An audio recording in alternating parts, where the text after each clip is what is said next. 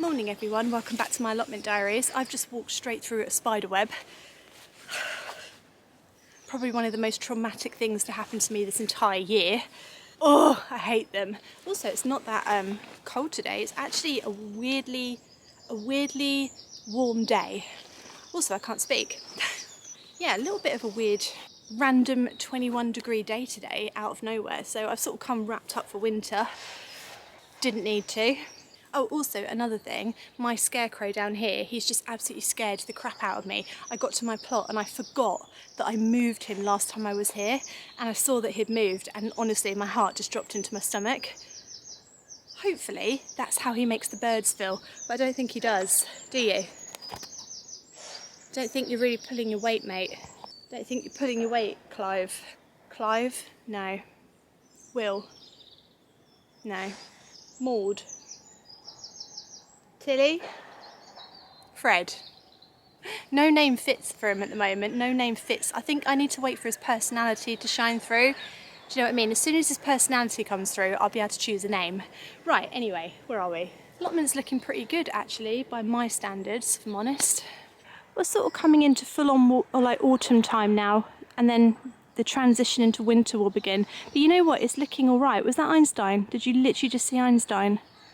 I think I just saw him. Oh, this has happened again. Maybe that's why he's flying near me. Right, all right, do you want me to fix it? Is that him again?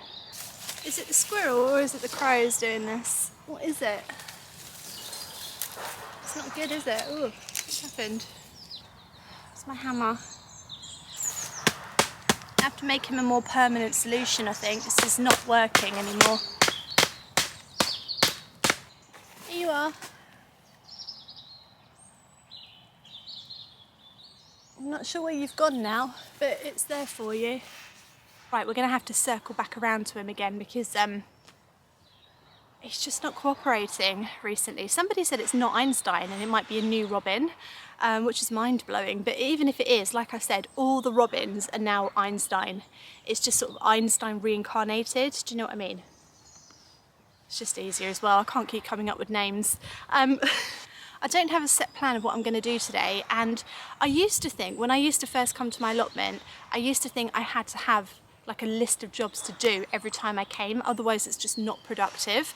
That is not the case. Now, like the longer I've had my allotment plot, the more I realise that just getting in the habit of coming down so many days a week is really good. Not only is it good for like your mental health, and it's just great to be out in nature, it makes you feel better, but it's also good to get in the habit of your allotment and coming down. And I tell you what, you will always find jobs to do. Even if you don't think you've got a job to do, when you get here you will find jobs to do. I can already see a few things that probably need doing, so that's what I will focus on today. Are you not coming to eat at all? No? Alright, well, I think the first thing we're going to start with is the pond, and I'll tell you why. I had a couple of glasses of wine last night, and I thought it'd be a great idea to order 100 crocus flower bulbs, and I'm very excited about it. I mean, I have no regrets of that order at all. I think it was only like £15 for 100 crocus bulbs. I don't really have any crocus flowers. I've got a few that come up, but like they didn't do very well, so I'm thinking of planting a lot of them around the wildlife pond. Yeah, so I thought what I would do today is sort of clear the wildlife pond ready, because they're going to arrive any day and I need to be ready to plant them before it freezes over. So we're going to start with that. We'll keep an eye out for Einstein.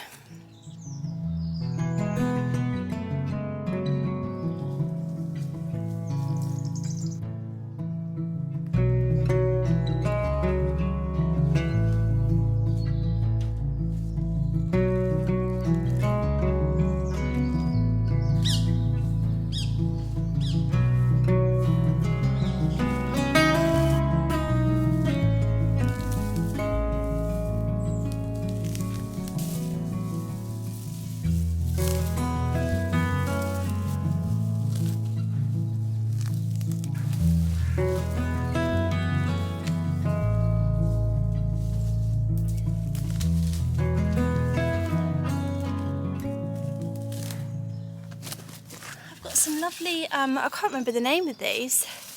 Oh my goodness, what is the name of them? They're not pelargoniums, I know that. I can't remember what they're called, but I've put all these lovely flowers in, and they're all starting to flower again now, but they're being covered and consumed by weeds. I'm trying to get rid of them all so the flowers can do their thing. Oh gosh, I really cannot remember the name of them, but they're absolutely gorgeous. You get them in loads of different colours, and they always sort of flower during like the cold season. They're like a winter flower that you'll always find at the garden centre. Absolutely stunning and brilliant to add some colour to the allotment at this time of year. So we're trying to rescue them now.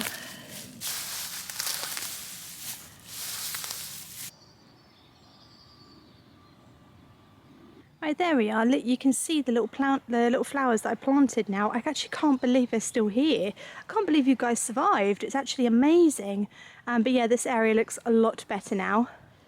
It's a very fine line between allowing something to be like nature friendly and sort of for wildlife, and then crossing over and it just becoming like a completely weedy mess, you know?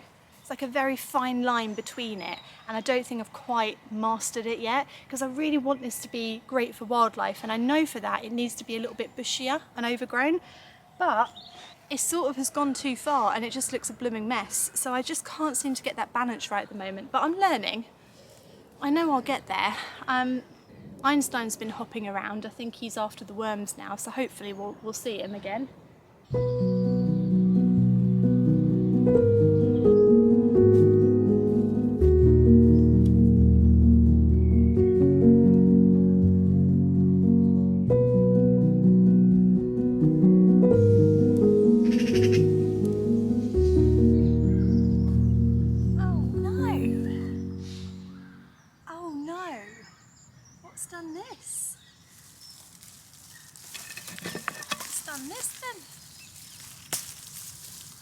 Oh, the little sausages.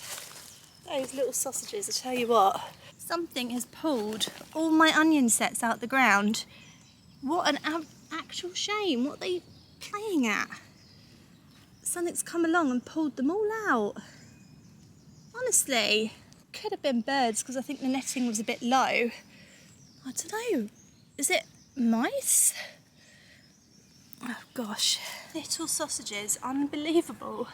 This is what I meant by, even if you don't have a plan, there's always something to do at your allotment plot. There's always some crop to rescue. Some of them are getting really good roots though, so this is nice. I just prefer them to be in the ground, you know.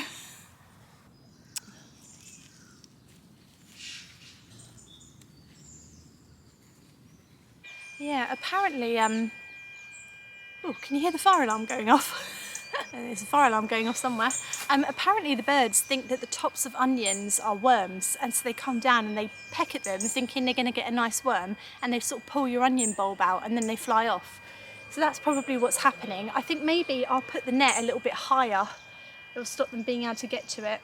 Let's do that. That's actually a very good idea, Emma. Well done.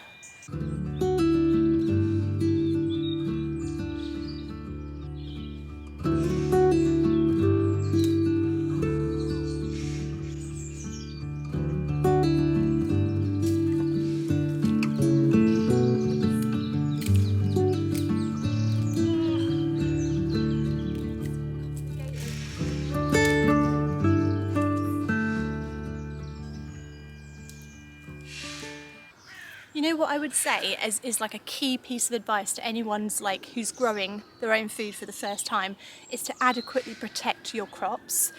I am terrible for that. I always leave it to the last minute. I fail to... Is that a fire engine now? That is actually a fire engine. Right, okay, so there is a fire. Gosh, hope everyone's okay. I'm terrible for not protecting my crops, and the thing is if you don't do that properly, it's like game over before it's even started, you know? You've already lost.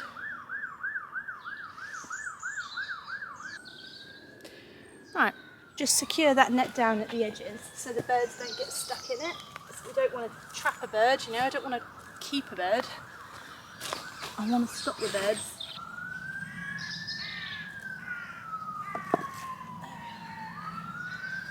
Okay, let's see if we get through that. Go on then, birdies.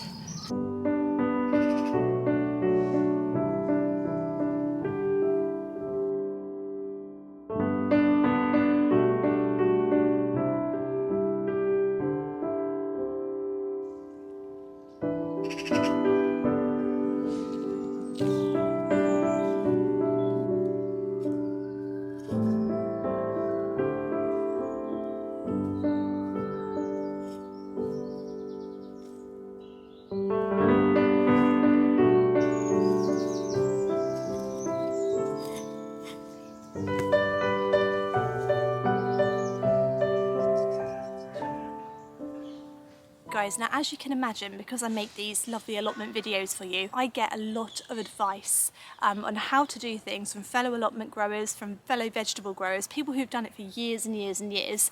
I get tons and tons of advice, and it's always very much appreciated. I love hearing it all. But I also get quite a lot of conflicting advice. The thing about us gardeners is that when you have a way of doing something and it works for you, you become very, very passionate about that particular way, which is great. You know, it's amazing, and everyone's so eager to pass on their knowledge, but not everyone does everything the same way, and not everyone has the same opinions. So I get a lot of conflicting advice. Now, about my potatoes here, they got blight and I had to pull them all up. I pulled them up a month and a half early. I got quite a good crop from them, they're second earlies. I thought you can't grow potatoes in this bed now for like 5 years or something because it had blight in it. A lot of people say, no, that is not the case.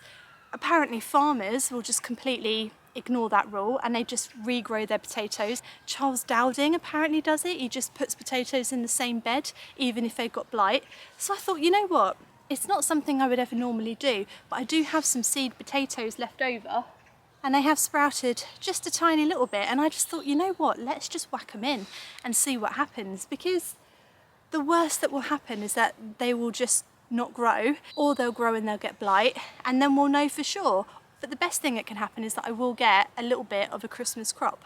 You know, if the other ones grew in a month and a half, then we've got a couple of months till Christmas. Potentially I could have some little potatoes. I think it's worth the risk, and we're going to do it together. It's going to be a massive experiment. Let's whack in the potatoes. I mean, I've already got space for it, so why not, you know? Why not? I'm actually going to do the old trench method, which is basically where you make trenches and then I can pull this down and cover them as they start to grow, just because last time I did get a few green potatoes, and green potatoes means the potato has reached the sunlight. So potatoes shouldn't hit the sun because they'll go green and then they're unedible. I don't want that to happen again, so I'm going to make some trenches to put them in, and then I can sort of earth them up.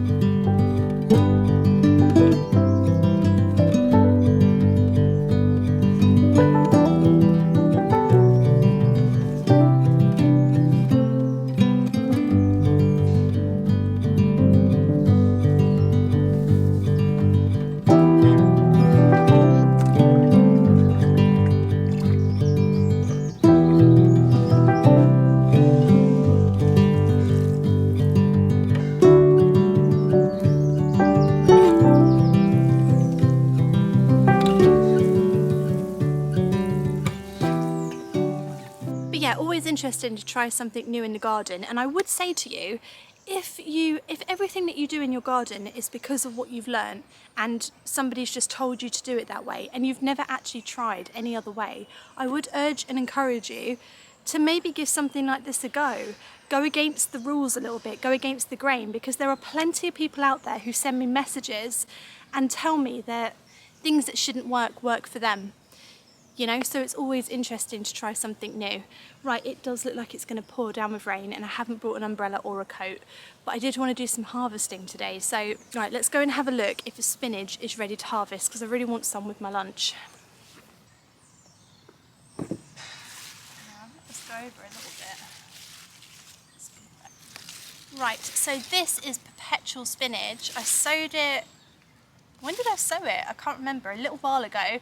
It's done amazing, but obviously the bigger leaves have been a little bit munched and eaten. So I'm going to go in for the little ones. You see these little ones here? That's a lovely little harvest of spinach there. So I'm just going to pick some of the smaller, sort of more tender leaves, because I think they'll taste better. It's been a little while since I've actually harvested anything from my garden. I've been so busy planting things out.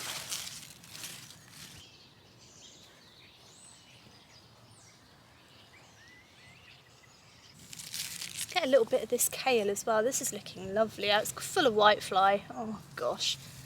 I guess I could wash them off, couldn't I? Let's get a little bit of kale. Oh, isn't that lovely? Isn't it a beautiful looking plant? I do love kale. Oh gosh, absolutely covered in whitefly. What are these? These are my turnips. Turnips are doing okay. I mean, they're growing, so I guess that's okay. And we've got some mini little radish. Sorry, whitefly. Oh my gosh, it's like Christmas. Look at them all. Get off. Get off. I'm definitely going to end up eating some whitefly today. I can already feel it. Lots of protein though, it's all right.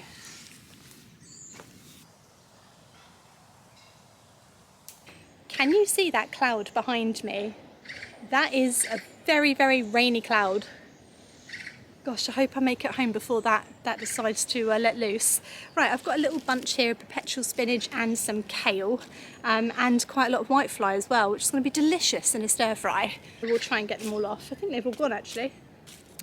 Right, I hope you've enjoyed my little vlog today. It's just a shorter one. Like I said, I didn't have any sort of set jobs to do. A lot of the things that I've ordered for the plot haven't arrived yet, and I don't want to get started on those really big jobs just yet because I want to make sure I can follow through with them. But I hope you've enjoyed my little visit here. I will see you again on Sunday with an allotment gardening for very beginners episode, and then I'll see you back here again on Monday. So have a lovely gardening week, and I'll see you then. Bye.